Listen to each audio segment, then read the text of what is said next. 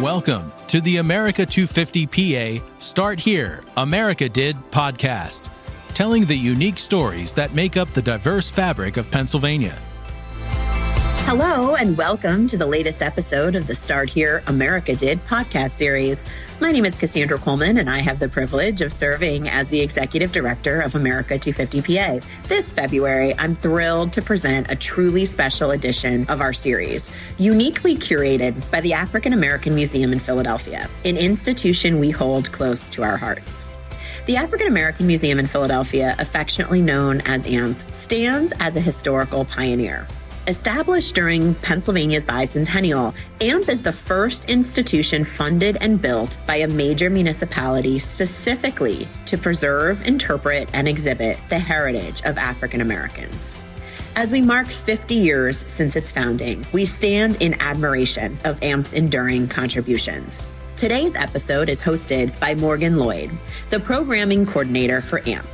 Morgan's dedication to education and history not only enriches the museum and its projects, but also her role as co-founder and president of the 1838 Black Metropolis, a nonprofit organization committed to the public history and education of Philadelphia's Black community before the Civil War. We are privileged to have Morgan, a passionate expert, guide us through today's episode. Morgan, thank you so much for joining us. The stage is yours.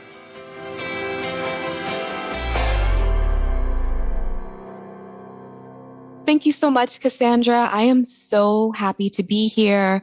Hello and welcome, everyone. I am your host today, Morgan Lloyd. A little bit about me. In this capacity, I'm coming to you as the program coordinator and lead interpretive guide at the African American Museum in Philadelphia. I also oversee docent and internship opportunities. But my main goal is generating immersive programs that explore the diversity within Black America from historical context into the contemporary. But also, I operate as a freelance public historian, educator, and curator outside of this institution. And I am the co-founder and president of an educational nonprofit called the 1838 Black Metropolis, which is also a Greater Philadelphia Cultural Alliance member.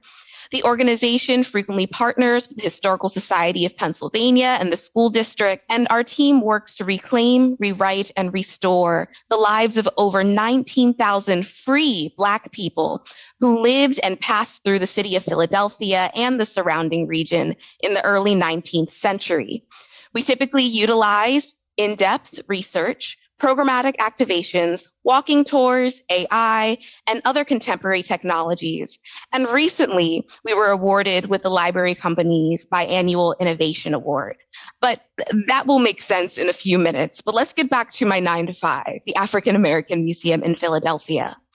For those of you who have not visited our institution, or you have, but you don't really know its origin and story, the African American Museum in Philadelphia was born in 1976, ironically on the actual date of Juneteenth, June 19th. And we are the first African American institution in our nation's history to ever have municipal, state, and national recognition, being one of the first Black cultural institutions to hold Smithsonian affiliation, a title that we still hold today.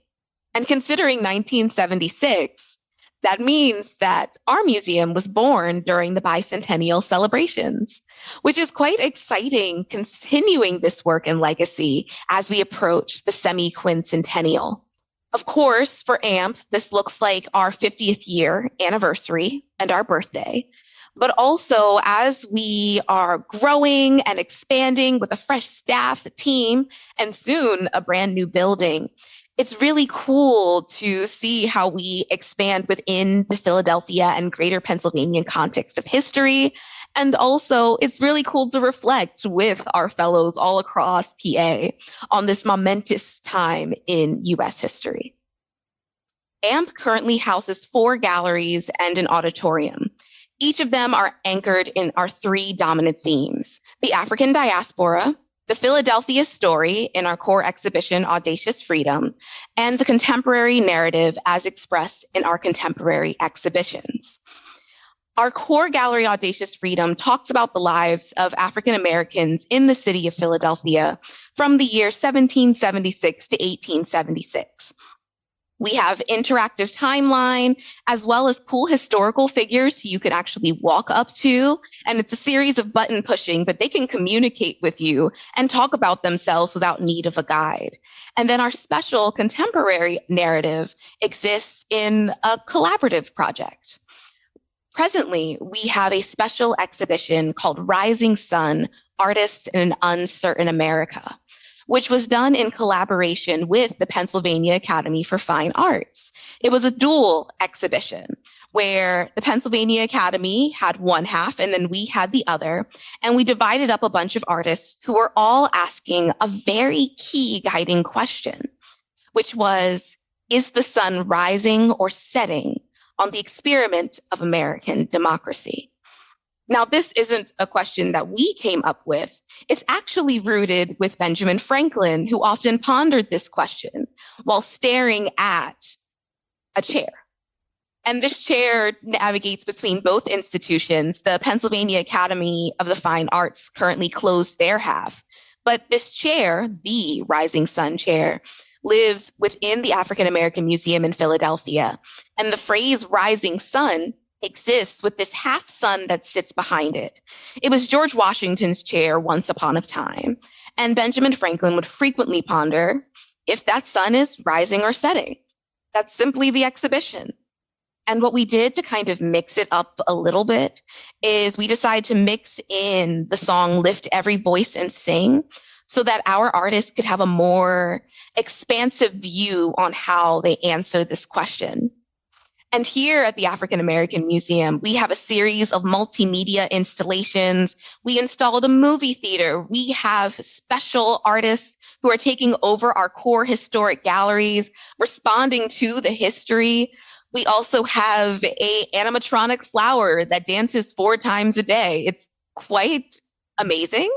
And even if you don't fully identify with the African diaspora, it really is an extraordinary exploration into the American story. Because at the end of the day, Black American history is in fact American history. And you get to see in these wonderful works of art the contributions and perspectives all across mainland America down to our territories via the U.S. Virgin Islands. And through Rising Sun, that's actually how 1838 was able to get into the loop. 1838, as you heard a little bit earlier, focuses on antebellum Philadelphia, which perfectly blends with our core exhibition at AAMP, but also considering that we're looking at Benjamin Franklin's question, if the sun is rising or setting on the experiment of American democracy, well, why don't we look at the African Americans who were around for the origins of American democracy? 1838 isn't too far from when we became a nation. And so, thankfully, our president, being AMP's president, Dr. Jordan, she was able to permit 1838 in a partnership and collaboration for Rising Sun, where we would invite our audience members to go out into the streets, utilizing 1838's mapping systems and storytelling, and give perspectives from the people who were living at the origins of America. And since the educational nonprofit really focuses on reclaiming, rewriting, and restoring lost histories, we're not just focusing on those major figures, right? Like we know of Harriet Tubman, we know of Benjamin Franklin, but who are the people who lived in the in-between that supported all of their efforts? That's really what this collaboration was all about.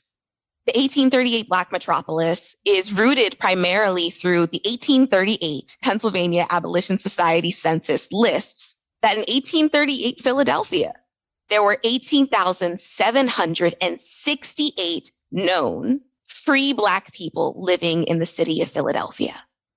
And so 1838, the nonprofit in the contemporary mapped out where everyone lived. And we really explore the everyday person. And we see where they came from. Did they come from chattel slavery by way of the South? Did they come from West Africa by their own free will? Did they come from North Africa? Do they identify as Afro-Indigenous? Are they Caribbean? Are they from South America? And how did they craft their American story at America's origin? So after this brief break, I'm going to be coming back to you with a glimpse into the collaborative 1838 and African American Museum in Philadelphia walking tour. I'm going to be giving a glimpse of a story that was told during the tour that extends from a figure that is highlighted at AAMP, but then expands into not only Philadelphia or greater Pennsylvania, but it is actually a national story. So stick with us for a few more moments, and I'll get back to you soon.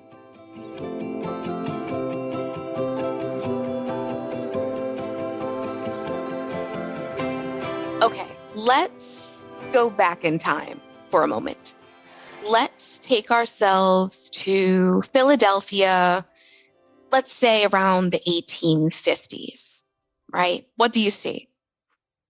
There's, of course, those beautiful brick buildings, cobblestone streets. I can only imagine what outfits you're imagining everyone wearing. And as you're walking down this Philadelphia street, who do you see? In your image, now place a Harriet Tubman casually walking down the street. She probably has a big hat on because her identity is really well known, but she can navigate very well. And she's stepping up a set of stairs to go visit her best friend. Who is this person? See, his name is Mr. William Still. Now, we all love Madam Moses herself, Miss Harriet Tubman, as she took 19 trips between the North and the South to free about 70 people, right? But when we think about Harriet as a person, for just a moment, rather than this huge heroic figure, if she is transporting people along these very dangerous routes, she needs people who she can trust on the other side. And William Still is one of those very key people in her life, not only personally, but also in her active occupation, that could provide her the relief that she needs to make sure that everyone who is passing through the city, if only for a moment, has a place to rest and a place to be supported. Now, if you've never heard of Mr. William Still, he was a phenomenal abolitionist and businessman, and of course, an African-American man who was born free in South Jersey. For those that are unfamiliar with South Jersey's history, it's kind of wild and it kind of breaks what a lot of you probably understand in textbooks. But just know that Black people in Southern New Jersey were free far before many others in this country. So the fact that he was born free in South Jersey wasn't odd at the time. It was quite standard. His parents had escaped from their enslaver and then moved to South Jersey, where he was raised as a young free Black man in a free Black town amongst Indigenous people, African Americans, and of course, those that were traveling by way of what would soon be called the Underground Railroad. Eventually, after all of this saga, he ends up going to the city of Philadelphia for what I can only imagine is reasoned because he met so many people with so many extraordinary stories. Imagine if you are a free young Black boy and your parents tell you that in order for you to be free, they had to leave behind two of their oldest children, just so there was a chance for their other kids to have a life that is often unimagined. That probably haunted you, right? And then also, how many kids did he meet growing up that also probably had longing stories related to family and friends and displacement? He wanted to go to Philadelphia to make a change because Philly, it was a hub for abolition and a hub to ensure that people who were taking that trek had support. He went to school here.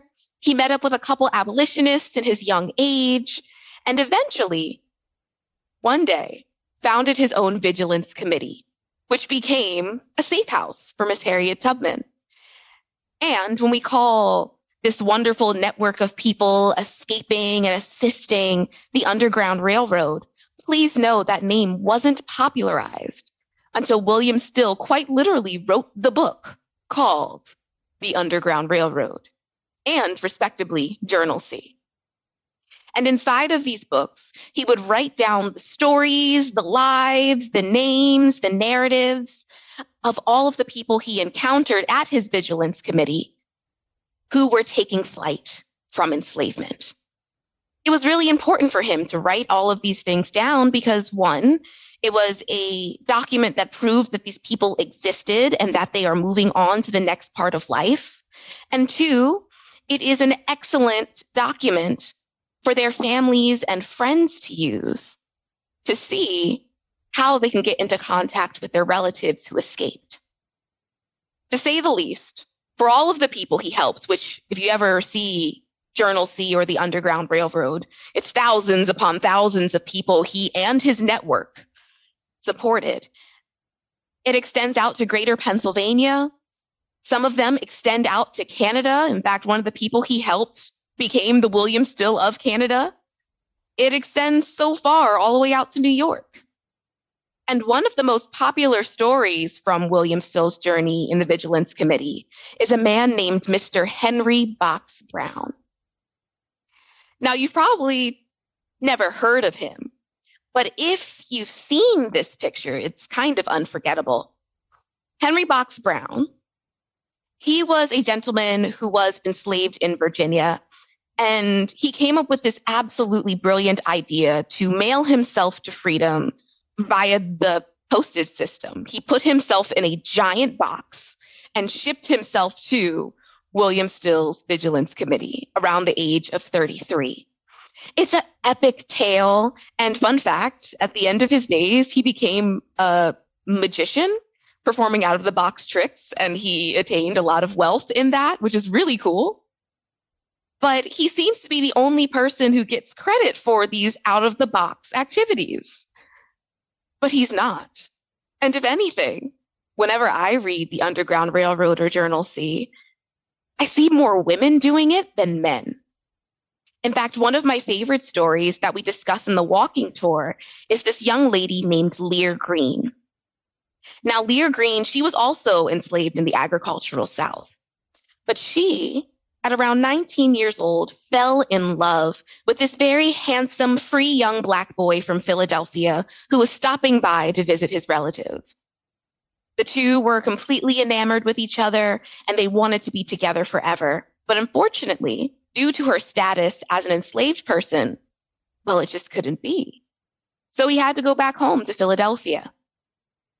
However, she, her mother, and his aunt, who was also a free Black person who lived in the area, sat down one night and created this fantastic idea. His aunt was going to go visit Philadelphia and put Lear as her luggage on the steamboat. And so Lear, packaged into this parcel, came to the city of Philadelphia. And thanks to many of the Black porters who had probably seen this happen more than once, she was able to navigate the security checks a little bit differently than other packages, eventually landing herself at her sweet beloved's mother's home. And thankfully, the two were able to reunite, and they fell in love, or rather, they stayed in love, and ultimately moved further up north to make sure that Lear would stay safe. If you're curious about this story too, I highly recommend you just Google Lear Green. There's this wonderful picture. It's a lithograph of her. And she's also one of the stops on the walking tour. Not only Lear, but there was also this wonderful woman named Henrietta Dutier. Some people say Duterte. Her descendants will very quickly tell you Dutier. And she was our nation's first woman undertaker. She was Black, which adds a little extra layer to firsts. And beyond being the first successful Black businesswoman in this very specific field, overall being a free Black businesswoman, she was also a conductor on the Underground Railroad who would go into cemeteries and craft out coffins and use them as ways to ship people back and forth. I mean, it's a life or death risk to travel from enslavement to freedom. There's so many people who are looking for you. There's so much danger. A coffin, ironically, at least to me, it's morbid, but it's kind of befitting. But her house is one of the stops on our walking tour, especially one that we were centering recently with the African American Museum that revolves around the power of Black women. Oh, and one last note before I go on, Mr. William Still. As you eventually deep dive into learning more about him and all of the people he encountered and all the people he helped and all of the people who supported him, as mentioned in both books, by the way, he ended up finding his older brother. His brother, Peter Still, who was left behind by his parents, was told to go to the Vigilance Committee that William Still ran. And it took them a moment as William was doing his normal thing, writing down stories, asking, well, where are you from? What was your job when you were enslaved? How old do you think you are? Eventually, the two realized they're brothers. And so they were able to reunite, and Peter Still became a very serious member in Philadelphia and South Jersey society. If you're interested in learning more about that, the story Kidnapped and Ransomed is one of the primary documents that lives on the 1838 site. And in a few moments, I'm going to circle back to you all, and we're going to be talking about effective ways to celebrate and honor Black History Month.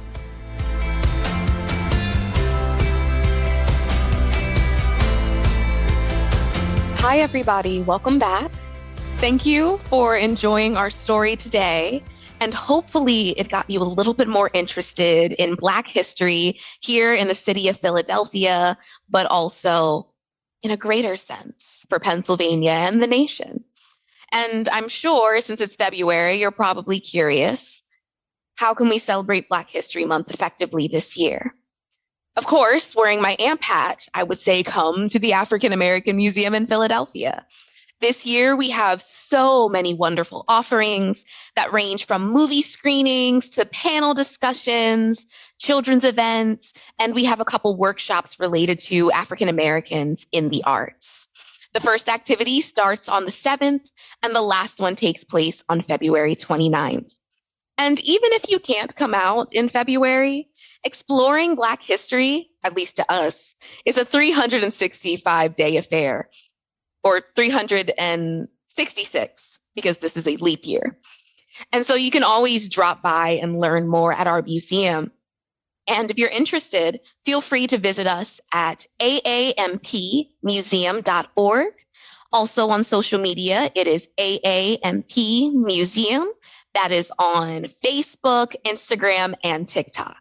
If you're interested in learning more about stories from a historical context that expands on what AMP is offering, the everyday people, feel free to visit 1838blackmetropolis.com or 1838 Black Metropolis on Instagram or TikTok to learn more. There are many stories, resources, maps, and we have a series of walking tours that'll be launching very soon. So stay tuned for that.